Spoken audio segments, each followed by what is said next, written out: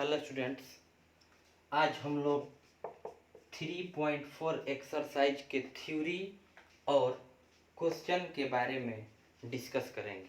मतलब 3.4 एक्सरसाइज का सॉल्यूशन भी प्रोवाइड करवाया जाएगा। ये 3.4 एक्सरसाइज का थ्योरी है रूपांतरण से नया अवयव, न्यू मैट्रिक्स फ्रॉम ट्रांसफॉर्मेशन।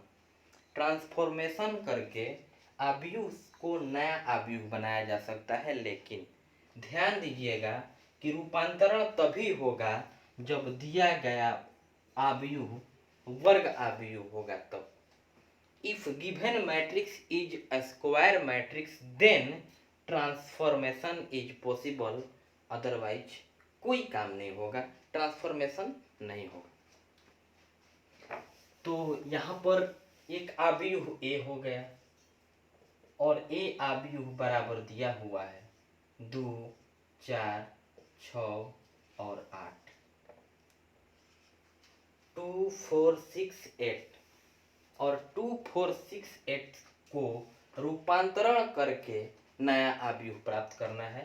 तो यहाँ पे लिख रहे हैं हम लोग रूपांतरण। रूपांतरण करने से पहले देखेंगे कि क्या दिया गया अवयव वर्ग अवयव है कि नहीं। ऑफ कोर्स है, 2/2 का है, रो और कॉलम बराबर है, पंक्ति स्तंभ बराबर है, तो अवयव वर्ग अवयव है।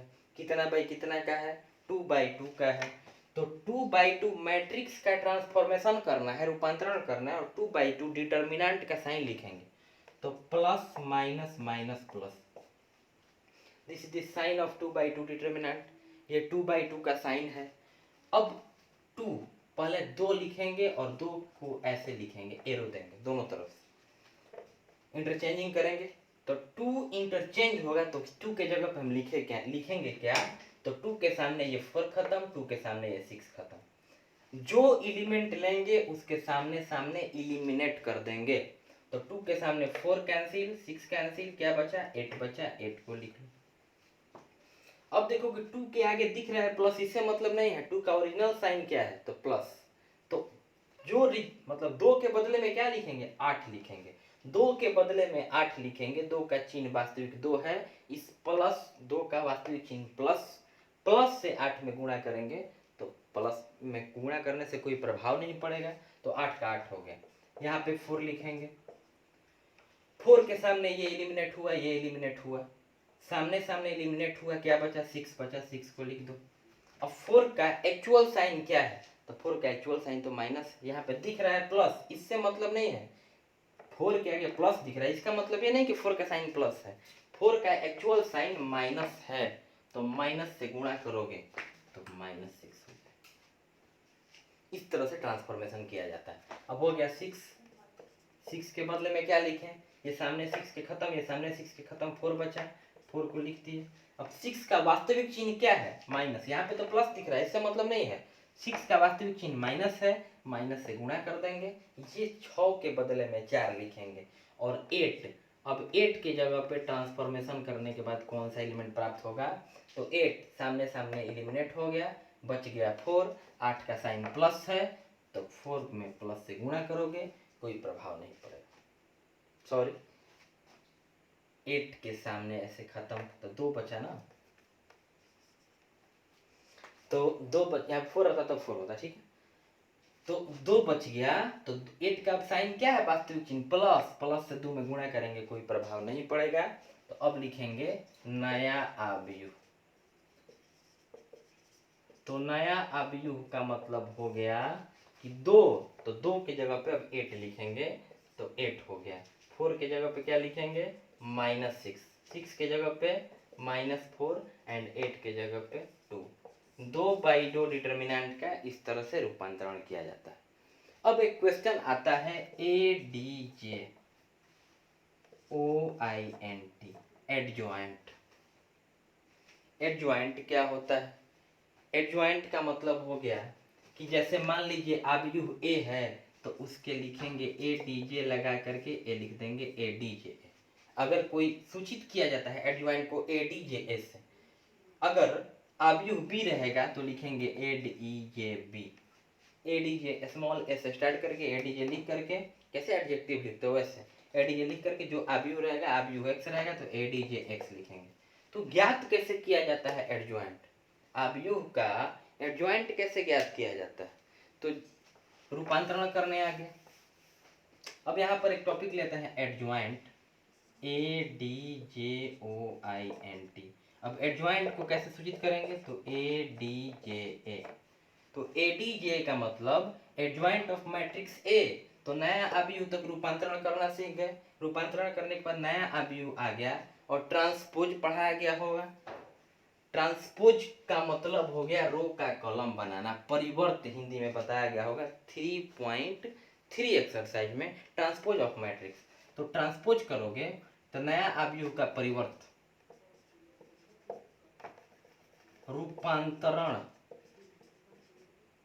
रूपांतरण करने के बाद नए आबयू के परिवर्त, ट्रांसपोज करने पर एडजॉइंट एडीजेए प्राप्त होता है, एडीजेए प्राप्त होता है। ठीक, after transformation we get a new matrix and transpose of new matrix is called adjoint. One more time, after transformation of a square matrix we get a new matrix and the transpose of new matrix is known as adjoint. तो यहाँ पर इसके बाद लिख लीजिएगा, repeat कर रहे हैं कि मान लो इस क्वेश्चन का एडजॉइंट निकालना होगा, तो पहले रूपांतरण कर लोगे, रूपांतरण करने के बाद नया आबयू प्राप्त हो गया। अब लिखोगे ए डी जे ए, ए डी जे का मतलब आबयू ए का सहखंडज, तो आबयू ए का एडजॉइंट, तो एडजॉइंट निकालेंगे तो यहाँ पर आपका हो जाएगा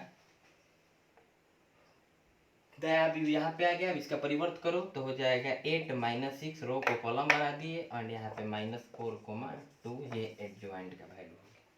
ठीक, नेक्स्ट टॉपिक है हम लोगों का आबयू का प्रतिलोम। आबयू का प्रतिलोम ऐसे ही 3/3 क्या करेंगे, ज्यादा इजी है, बता देंगे। यदि ए कोई वर्ग आबयू हो, यदि ए कोई वर्ग आबयू हो तो व्युत्क्रम को, व्युत्क्रम का मतलब क्या हो गया, इनवर्स, INVRS, इनवर्स का मतलब हो गया व्युत्क्रम। व्युत्क्रम को ए इनवर्स, इसको क्या पढ़ेंगे, ए इनवर्स, ए इनवर्स से सूचित किया जाता है, ए इनवर्स से सूचित किया जाता है।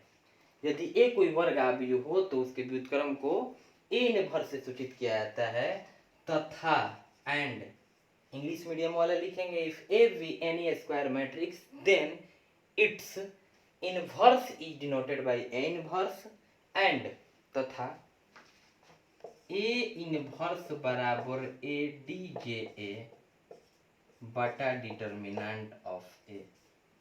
ध्यान रहे जहां डिटर्मिनेंट ऑफ ए 0 के बराबर नहीं होना चाहिए। क्यों, डिटर्मिनेंट ऑफ ए 0 के बराबर होगा तो फिर एडजॉइंट मान लो कोई मैट्रिक्स है तो 0 से डिवाइड कैसे करेंगे, सारा केस कहाँ चला जाएगा, नॉट डिफाइंड में चला जाएगा। तो इस केस के लिए क्या करेंगे कि डिटर्मिनेंट ऑफ ए 0 के इक्वल नहीं होना चाहिए, नहीं तो इन्वर्स एग्जिस्ट नहीं करता है। अगर इसका मतलब नोट में ये लिखोगे कि डिटर्मिनेंट ऑफ ए बराबर 0 अगर हो, बराबर 0 हो तो ए इनवर्स का अस्तित्व नहीं होता है। If determinant of A is equal to 0 then A inverse does not exist. Okay, determinant of A is equal to 0 सारणिक का मान अगर शून्य हो जाता है तो ए इनवर्स का अस्तित्व नहीं होता है, then A inverse does not exist. ये हम लोगों का इनवर्स निकालने का तरीका हुआ। आगे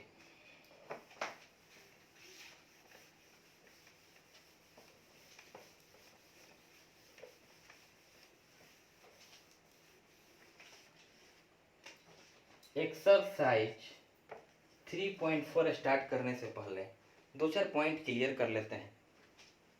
जैसे नोट में मोस्ट इम्पोर्टेंट पॉइंट है, ध्यान रखिएगा।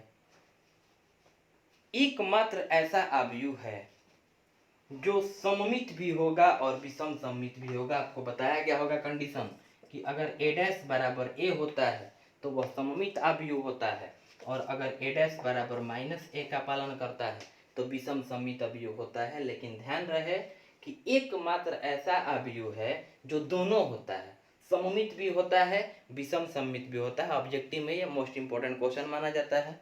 तो क्वेश्चन क्या है, कोई पूछेगा वह कौन सा अवयव है जो सममित भी होता है और विषम सममित भी होता है, तो आंसर इज जीरो मैट्रिक्स। शून्य अवयव एक ऐसा अवयव है जो सममित और विषम सममित दोनों होता है।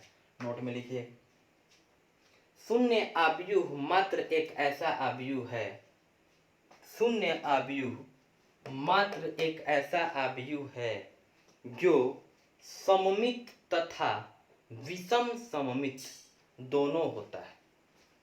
सममित तथा विषम सममित दोनों होता है।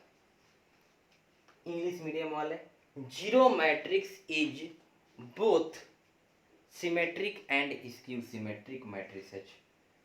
Zero matrix is both symmetric and skew symmetric matrices. ठीक है। नोट का सेकंड पॉइंट हम लोग लिखेंगे कि अवयव और उसके व्युत्क्रम का गुणनफल हमेशा तत्समक अवयव प्राप्त होता है, आई प्राप्त होता है। कोई आपसे पूछ देगा कि ए और ए इनवर्स में गुणा करोगे, ए इनवर्स का मतलब ए का व्युत्क्रम ही बताया है। ए इनवर्स बराबर फॉर्मूला क्या होगा, तो ए टी जे ए बटा डिटर्मिनेंट ऑफ ए। तो ए इंटू ए इनवर्स बराबर कहना आई होगा। आई का मतलब क्या हो गया, तत्समक अवयव होगा। जितना बाई 3/3 का रहेगा तो आई 3/3 का प्राप्त होगा। 2/2 का वर्ग अवयव रहेगा तो आई 2/2 का प्राप्त होगा। कोई पूछेगा कि b इंटू बी इनवर्स बराबर कहना आई, मतलब किसी भी अवयव में उसके व्युत्क्रम से गुणा करने पर तत्समक अवयव प्राप्त होता है। लिखना, अवयव और उसके व्युत्क्रम का गुणनफल हमेशा तत्समक अवयव प्राप्त होता है। किसी अवयव और उसके व्युत्क्रम का गुणनफल हमेशा तत्समक अवयव प्राप्त होता है। इंग्लिश मीडियम वाले लिखेंगे, the product of a matrix and its inverse is equal to identity matrix. And mathematical condition में लिख लेना formula, A into fill in the blanks करने के लिए आ सकता है ऑब्जेक्टिव में, A into inverse I, B into B inverse I, X into X inverse I. Okay. और ध्यान रहे तीसरा नंबर नोट पॉइंट लिखवाया जा रहा है कि वर्ग अवयव का ही व्युत्क्रम ज्ञात किया जा सकता है। ध्यान देना, वर्ग अवयव का ही व्युत्क्रम निकाला जा सकता है, ज्ञात किया जा सकता है। इसके बाद नेक्स्ट वीडियो में हम क्वेश्चन पे बात करेंगे। धन्यवाद।